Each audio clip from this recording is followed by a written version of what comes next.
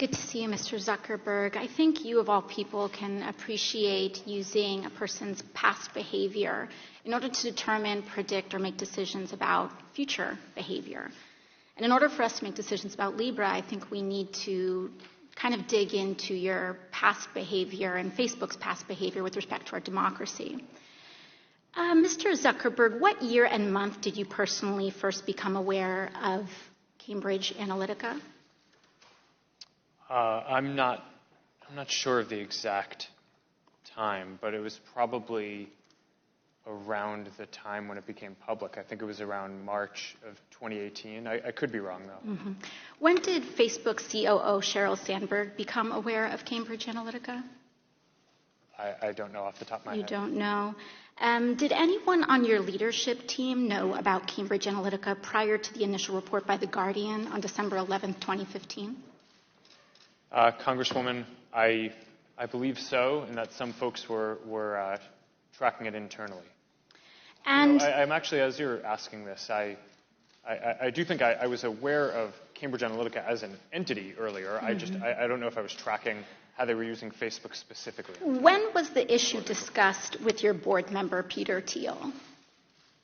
Congresswoman, I don't know that off the top. You don't know. This was the largest data scandal with respect to your company that had catastrophic impacts on the 2016 election. You don't know?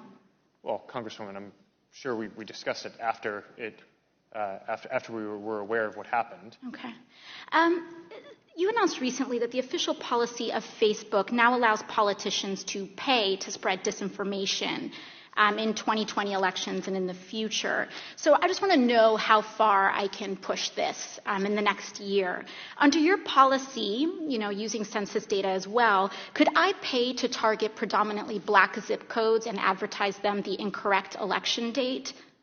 No, Congresswoman, you couldn't. We have, even for these policies around the newsworthiness of mm-hmm. content that politicians say, and the general principle that I believe that. But you said you're not going to fact check my ads. We have, if anyone, including a politician, is saying things that can cause, that is calling for violence or could risk imminent physical harm or voter or census suppression mm-hmm. when we roll out the census suppression policy, we will take that content down. So you will. There is some threshold where you will fact-check political advertisements.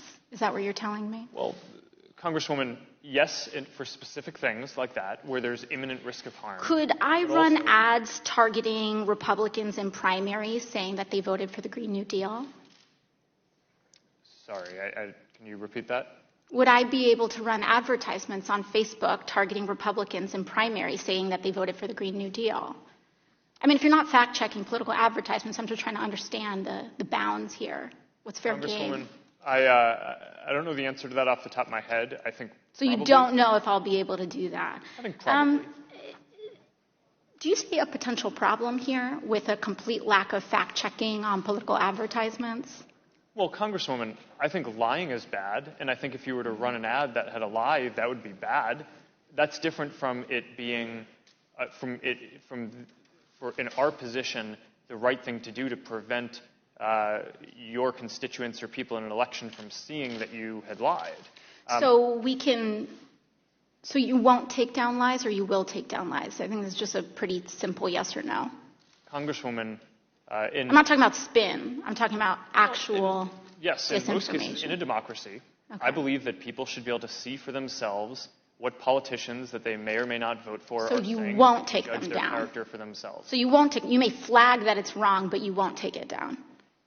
Congresswoman, it depends on the context that it shows up. Organic post, ads, right. the treatment is a little bit different. One more question. In your ongoing dinner parties with far-right figures, some of who advance the conspiracy theory that white supremacy is a hoax, did you discuss so-called social media bias against conservatives, and do you believe there is a bias?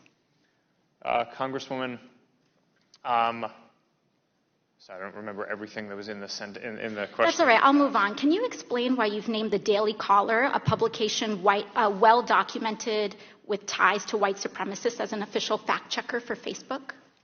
Congresswoman, sure. We actually don't appoint the independent fact-checkers. They go through an independent organization called the Independent Fact-Checking Network that has a rigorous standard for who they allow to serve as a fact checker. So you would say that white supremacist-tied publications meet a rigorous standard for fact-checking? Thank you. Congresswoman, I would say that we're not the one assessing that standard. The International Fact-Checking Network is the one who is setting that standard.